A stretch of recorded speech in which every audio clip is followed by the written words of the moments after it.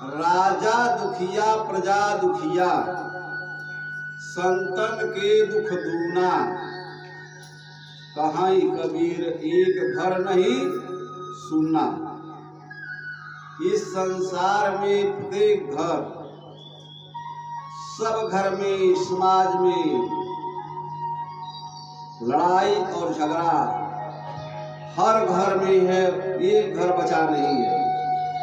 कह रहे हैं कि एक घर नहीं बचा, तो क्यों ऐसा है, क्यों ऐसा होता है?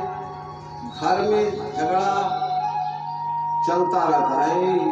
तो कह रहे हैं कि जब हम वेद शास्त्र का अनुसरण नहीं करेंगे, वेद शास्त्र को नहीं पढ़ेंगे, तो मुझे ज्ञान कहाँ होगा? श्री रामचरितमानस में भगवान ने मानव रूप धारण करके हमको चलने के लिए, हमको बोलने के लिए शिक्षा का सारा ज्ञान उपलब्ध हुआ।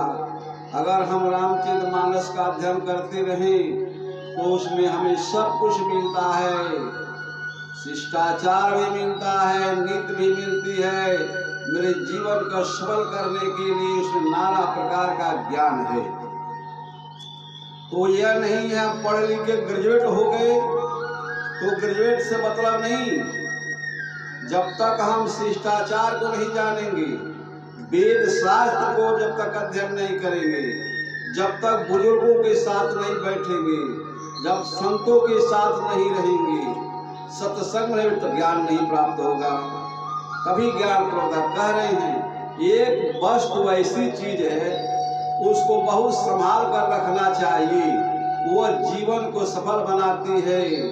वो ऐसा वस्तु है, संतों ने कहा सब रसायन हम पिया, प्रेम समान न कोई।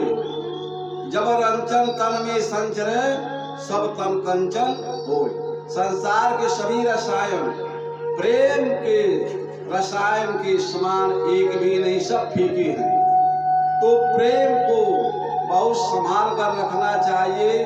प्रेम ऐसा वस्तु है, वह कच्चे धागे के समान होता है। प्रेम कह रहे हैं कच्चा धागा प्रेम का मत तोड़े चटकाए, आ टूटे से जुटे नहीं, आ जुटे तो गांठ पड़ जाए। प्रेम एक कच्चा धागा के समान होता है, अगर वह एक बार टूट जाता है तो जोड़ने में गांठ बन जाती है। इसलिए प्रेम को बहुत संभाल करके रखना चाहिए। यही परिवार में अगर हो रहता तो परिवार में विवाद नहीं होता। आज प्रत्येक घर में यही झगड़ा है। जब बहुएं आ जाती हैं घर में तो लड़ाई शुरू हो जाता है, लड़ाई शुरू, झगड़ा शुरू हो जाता है, बकरा बांट लगने लगता है, परिवार बिखरने लगता है। जब उसमें ज्ञान नहीं है, उसमें प्रेम नहीं है, उसमें भाव नहीं है, तो वहां पर बुरावा चालू हो जाता है। अगर मान लीजिए सास और पतों का झगड़ा ये बराबर चलता रहता है, ये 99% है, एक घर बचा नहीं है। अगर उसमें झगड़ा क्यों होता है? जब उनके शिष्टाचार नहीं मालूम, धर्म ग्रंथ की बात नहीं मालूम है, उन्हें कुछ पता ही नहीं है, तो परिवार में झगड़ा तो होता ही रहेगा। कम से कम तो शिक्षा लेना चाहिए, ज्ञान लेना चाहिए, वेद शास्त्र में भी जाना सुनना चाहिए, सत्संग में जाना चाहिए, बुजुर्गों से ज्ञान प्राप्त करना चाहिए। अगर मान लीजिए अगर उनको ज्ञान होता तो सास और पतों का झगड़ा नहीं होता। अगर ये मान लीजिए कि एक बिटिया दूसरे घर जाती है तो एक बिटिया अपने घर आती है। अगर सास ये समझ ले कि हमारी बिटिया दूसरे घर गई तो हमारे घर एक दूसरे घर से बिटिया आ गई, अपने बेटी के समान अगर पतोहों को अगर समझ ले ये भी मेरी है बेटी है, अगर एक बेटी गई तो एक बेटी आ गई। और पतों को यह भी समझना चाहिए, एक माता अगर हमारी छूट गई तो दूसरी माता हमारी मिल गई। सास को यही समझना चाहिए कि ये माता एक गई तो एक माता मुझे मिल गई।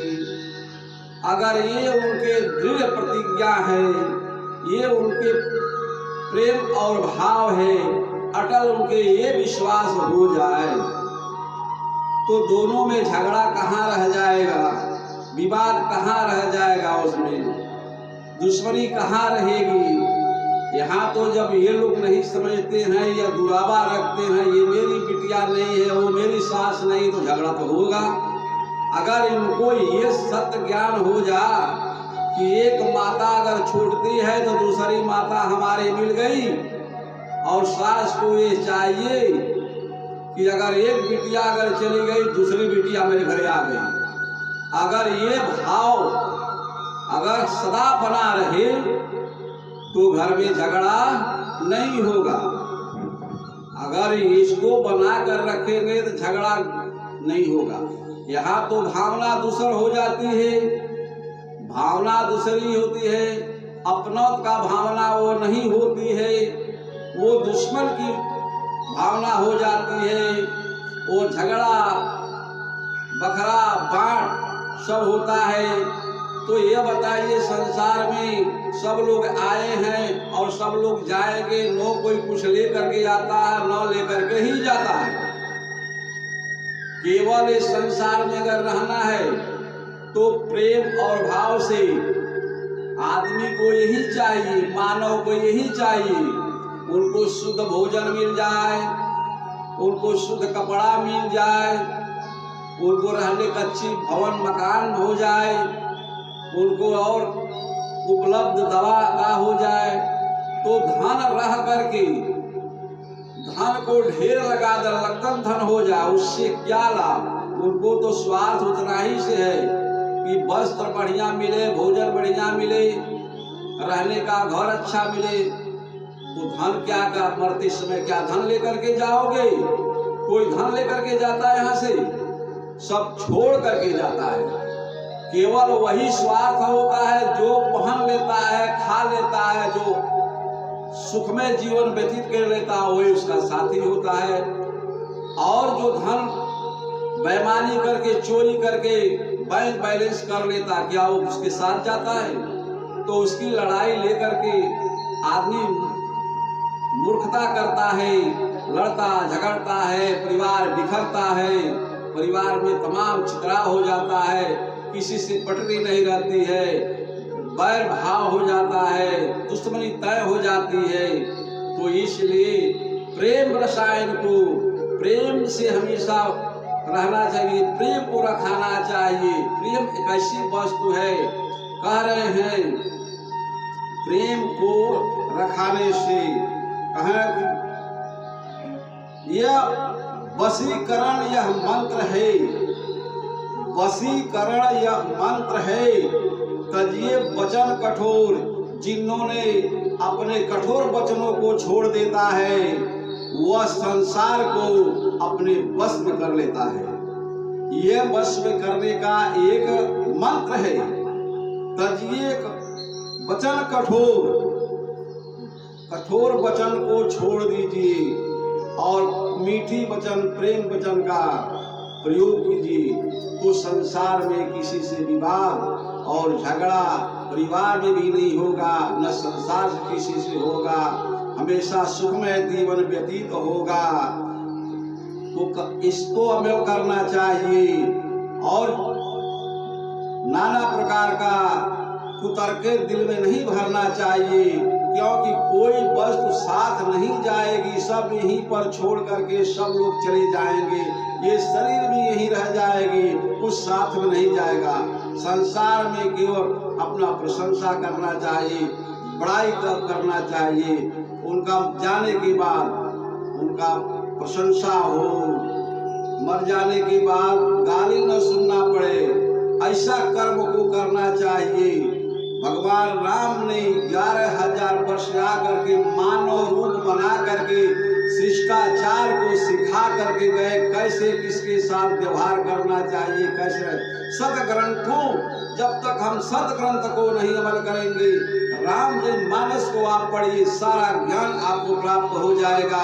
आप बुद्धिमान हो जाएंगे, आप सामाजिकता हो जाएंगे, सब कुछ आपके अंदर उपलब्ध हो जाएगा। ऐसे ग्रंथों के भगवान ने आकर के चल करके चले गए। तो हम जब अमल करेंगे तब मुझे ज्ञान होगा, सब कुछ मिलेगा। कह रहे हैं सकल पदार्थ यही जग माही, अकर्महीन नर पावत नाही। सब कुछ भगवान ही दिए हैं, सब कुछ मिला है। तो हम कर्म उत्तम करेंगे, बढ़िया कर्म करेंगे, सब कुछ मुझे यही मिल जाएगा। यही सुख भी मिलेगा, यही दुख भी मिलेगा, यही स्वर्ग है और यही नरक है। अपने कर्मों के अनुसार सब लोग भोग करके तभी जाएंगे।